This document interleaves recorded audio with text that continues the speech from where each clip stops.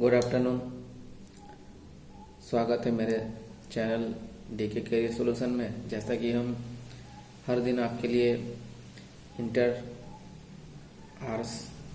में जो आर्ट्स द्वितीय वर्ष के छात्र हैं उनकी क्लासेस में लेके आता हूं।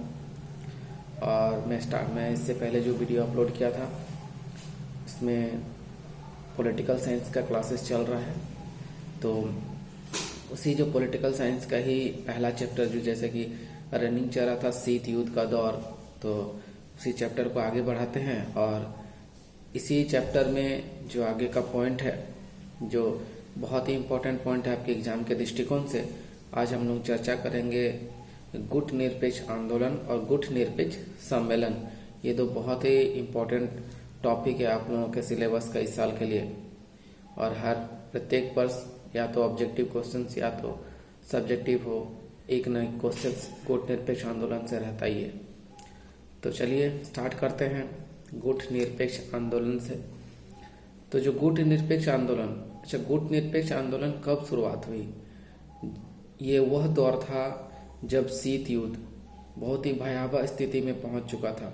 जैसे कि हम इससे पहले पहले क्लासेस में पढ़ चुके हैं कि विश्व की दो महाशक्तियां जो संघ थे, संयुक्त राष्ट्र संघ और सोवियत संघ, इन दोनों के बीच शीत युद्ध जो चरम सीमा पर जब पहुंच गया, यानी कि इसकी स्थिति बहुत ही भयावह होने लगी, तब जो है विश्व के कुछ प्रमुख नेतागण इस युद्ध को विराम या रोकथाम करने के लिए उन्होंने एक आंदोलन चलाया और इसी आंदोलन को गुट निरपेक्ष आंदोलन कहा गया।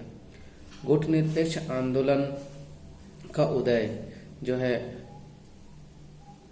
शीत युद्ध के भयानक वातावरण के कारण ही उदय हुआ था इसका। इसमें एशिया के नेहरू जी एवं सुकर्नो, अफ्रीका के नासिर एवं एनक्रुमा और यूगोस्लाविया के टीटो भी इस युद्ध या इस आंदोलन में प्रमुख भूमिका निभाई। तो कौन कौन थे इस आंदोलन के प्रमुख भूमिका निभाने वाले? एशिया से नेहरू जी एवं सुकर्नो, अफ्रीका से नासिर और एनक्रुमा तथा यूगोस्लाविया से टीटो, ये जो है प्रमुख नेतागण ने इस आंदोलन की प्रमुख भूमिका निभाई। और इस आंदोलन में यह आंदोलन जो किया गया, ठीक है, इस आंदोलन को करने के पीछे क्या उद्देश्य था उन लोगों का कि किसी तरह जो शीत युद्ध में भयावह स्थिति उत्पन्न हुई है इसकी रोकथाम करें। तो इसमें इस आंदोलन के प्रमुख 10 पॉइंट है, 10 बिंदु है, महत्वपूर्ण विषय है जिसका हम चर्चा करते हैं। तो गुट निरपेक्ष आंदोलन जो शुरुआत हुआ था ये 1961 में हुआ था। 1961 साल में गुट निरपेक्ष आंदोलन शुरू हुआ था, ठीक है। और इसमें जो प्रमुख बातें हैं इसको हम लोग आज इंगित करते हैं। तो जो पहला पॉइंट था, इसमें महाशक्तियों के सैनिक गुटों एवं विचारधारात्मक ध्रुवीकरण से बचना। दूसरा था शीत युद्ध से दूर रहना। तीसरा, हर मुद्दे का उसके गुणों पर आकलन करना तथा अपने विकास का स्वतंत्र मार्ग चुनना। चौथा पॉइंट था सभी देशों के साथ मित्रता एवं परस्पर सहयोग एवं लाभ की नीति अपनाया जाए। पांचवा पॉइंट था संयुक्त राष्ट्र संघ को पूर्ण समर्थन देना। छठा पॉइंट था साम्राज्यवाद एवं उपनिवेशवाद का खंडन करना तथा पराधीन देशों में चलने वाले स्वतंत्रता आंदोलनों को नैतिक समर्थन देना। सातवां पॉइंट है दक्षिण अफ्रीका की रंगभेद नीति का निंदा करना। आठवां पॉइंट परमाणु शस्त्रों के निर्माण पर रोक तथा निशस्त्रीकरण की आवश्यकता पर बल देना। 9 नंबर पॉइंट था अंतर्राष्ट्रीय विवादों का शांतिपूर्ण समाधान खोजना तथा 10वां और अंतिम जो बिंदु था इसका नई अंतर्राष्ट्रीय राजनीति एवं आर्थिक व्यवस्था स्थापित करना। तो ये प्रमुख 10 बिंदु थे जो आपका गुट निरपेक्ष आंदोलन का था। मैं फिर से एक बार रिपीट कर देता हूँ 10 पॉइंट को। पहला पॉइंट था महाशक्तियों के सैनिक गुटों एवं विचारधारात्मक ध्रुवीकरण से बचना। दूसरा पॉइंट था शीत युद्ध से दूर रहना। तीसरा पॉइंट हर मुद्दे का उसके गुणों पर आकलन करना तथा अपने विकास का स्वतंत्र मार्ग चुनना। चौथा पॉइंट था सभी देशों के साथ मित्रता एवं परस्पर सहयोग एवं लाभ की नीति अपनाना। पांचवा पॉइंट था संयुक्त राष्ट्र संघ को पूर्ण समर्थन देना। छठा पॉइंट था साम्राज्यवाद एवं उपनिवेशवाद का खंडन करना तथा पराधीन देशों में चलने वाले स्वतंत्रता आंदोलनों का नैतिक समर्थन देना। सातवां पॉइंट था दक्षिण अफ्रीका की रंगभेद की नीति का निंदा करना। आठवां पॉइंट था परमाणु शस्त्रों के निर्माण पर रोक तथा निशस्त्रीकरण की आवश्यकता पर बल देना। 9 नंबर पॉइंट था अंतर्राष्ट्रीय विवादों का शांतिपूर्ण समाधान खोजना तथा 10वां और अंतिम पॉइंट था नई अंतर्राष्ट्रीय राजनीतिक एवं आर्थिक स्थापित करना। तो इन सारे विषयों को लेकर के जो गुट निरपेक्ष आंदोलन का शुरुआत किया गया था कि ये बिंदुओं को रखा जाएगा इस आंदोलन में, इन प्रमुख बिंदुओं पर जो है हम लोग आंदोलन करेंगे। ठीक है, तो याद रखिएगा गुट निरपेक्ष आंदोलन में जो भूमिका था प्रमुख रूप से वह था एशिया से नेहरू जी एवं का सुकर्नो, अफ्रीका से नासिर और एनक्रुमा तथा यूगोस्लाविया के टीटो जो है इसमें प्रमुख भूमिका निभाई थी। ठीक है, इस प्रकार से ये आंदोलन शुरुआत हुआ 1961 साल में। तो इसके बाद हम लोग देखते हैं जो गुट निरपेक्ष आंदोलन हुआ इसके सम्मेलन भी शुरुआत हुई। तो गुट निरपेक्ष आंदोलन का सम्मेलन अभी तक कुल जो है 18 सम्मेलन हुआ था। तो जो सबसे पहला सम्मेलन गुट निरपेक्ष सम्मेलन हुआ था वो जो है 1961 साल 1961 में देश यूगोस्लाविया में जो है गुट निरपेक्ष सम्मेलन हुआ था और जो जगह था वो था आपका बेलग्रेड। यूगोस्लाविया के जो बेलग्रेड था इसमें पहला गुट निरपेक्ष सम्मेलन हुआ था 1961 साल में 1961 में। तो ये जो सम्मेलन रखा गया, इस सम्मेलन में जो देश भाग लिए इन लोगों को वही देश भाग ले सकते हैं जिसको कुछ प्रमुख शर्तों का पालन करें। अर्थात इस सम्मेलन में भाग लेने के लिए जो है कुछ प्रमुख शर्तें रखा गया कि ये शर्त जो पालन करते हैं इस सम्मेलन में वही देश शामिल होंगे। ठीक है, तो प्रमुख कौन कौन से शर्तें थी इस सम्मेलन में, यानी कि पहला सम्मेलन में भाग लेने के लिए जो सभी देशों को एक शर्त लागू किया गया सभी देशों के बीच कि ये शर्तें जो पालन करते हैं इन शर्तों को जो पालन करेगा वही इस सम्मेलन में भाग लेगा।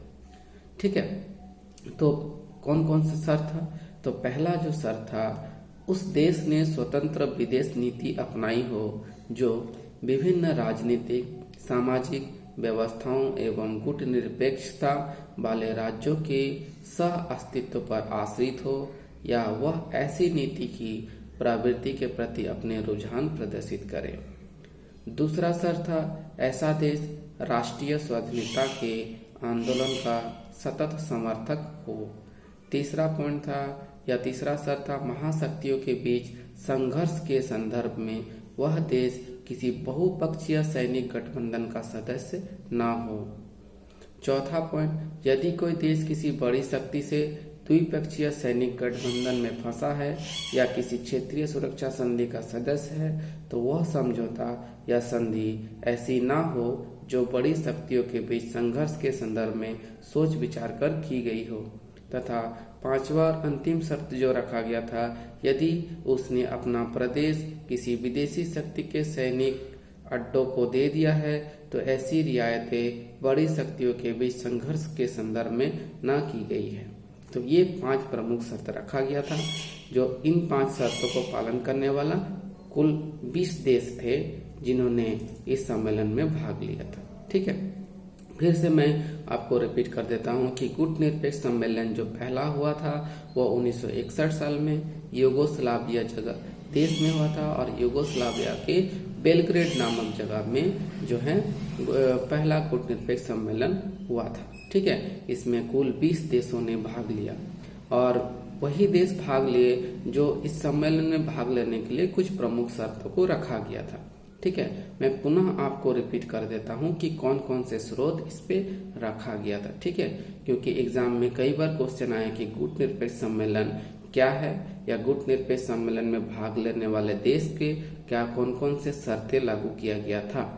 तो गुट निरपेक्ष आंदोलन के बारे में हम बाद में और पढ़ेंगे, लेकिन अभी जो है इस पे हम लोग गुट निरपेक्ष सम्मेलन जो पहला हुआ था उसके कुछ प्रमुख शर्तें रखा गया था। ठीक है, तो फिर से मैं एक बार रिपीट कर देता हूँ आप लोगों को शर्त, जिन शर्तों के आधार पर वो देश इस सम्मेलन में भाग ले सकते थे। तो पहला शर्त था उस देश ने स्वतंत्र विदेशी नीति अपनाई हो जो विभिन्न राजनीतिक एवं सामाजिक व्यवस्थाओं एवं गुट निरपेक्षता वाले राज्यों के सह अस्तित्व पर आश्रित हो, या वह ऐसी नीति का प्रवृत्ति के प्रति अपने रुझान प्रदर्शित करे। दूसरा शर्त था ऐसा देश राष्ट्रीय स्वाधीनता के आंदोलन का सतत समर्थक हो।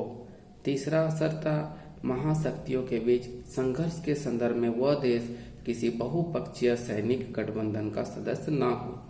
चौथा शर्त है यदि कोई देश किसी बड़ी शक्ति से द्विपक्षीय सैनिक गठबंधन में फंसा है या किसी क्षेत्रीय सुरक्षा संधि का सदस्य है तो वह समझौता या संधि ऐसी न हो जो बड़ी शक्तियों के बीच संघर्ष के संदर्भ में सोच विचार कर की गई है। तथा अंतिम और पांचवा शर्त जो था यदि उसने अपना प्रदेश किसी विदेशी शक्ति के सैनिक अड्डों को दे दिया है तो ऐसी रियायतें बड़ी शक्तियों के बीच संघर्ष के संदर्भ में न की गई हो। ठीक है, इन शर्तों के आधार पर इन शर्तों का पालन करने वाले कुल 20 देश हुए और इन्होंने प्रथम सम्मेलन में शामिल हुए। अब हम लोग जो इस प्रथम गुट निरपेक्ष सम्मेलन हुआ इसमें कौन कौन से प्रमुख सूत्रों को रखा गया या किन सूत्रों का मांग किया गया या इस सम्मेलन में कौन कौन से मुख्य विषय वस्तु को रखा गया, ठीक है, इसका चर्चा हम लोग अपने नेक्स्ट वीडियो में करते हैं। हाँ, फिर से मैं आपको बता देता हूँ जानकारी के लिए, जो मैं आपको वीडियो अपलोड कर रहा हूँ ये जो है NCERT की पुस्तक से पढ़ाया जा रहा है। ठीक है, ताकि आप लोगों का हर एक विषय वस्तु पर आप लोगों का सिलेबस कवर हो सके। ठीक है, ना तो ये कोई पासपोर्ट है ना किसी की नोट्स है, ये मैं NCERT बुक्स को फॉलो कर रहा हूँ जिससे आप लोगों का हर एक विषय वस्तु अच्छी तरह से क्लियर हो। ठीक है, तो आप लोगों से मेरा यही है कि जो ऐसे और भी विद्यार्थी को अपने साथ जोड़े और इस वीडियो को ज़्यादा से ज़्यादा शेयर करें ताकि उन लोग इंटर की पढ़ाई अच्छी से घर बैठे ही कर सके और अपना भविष्य संवार सके। Thank you. इसके बाद नेक्स्ट वीडियो में हम चर्चा करेंगे गुट निरपेक्ष सम्मेलन में कौन कौन से मांगों को रखा गया या कौन कौन से विषय वस्तु पर चर्चा की गया। Thank you.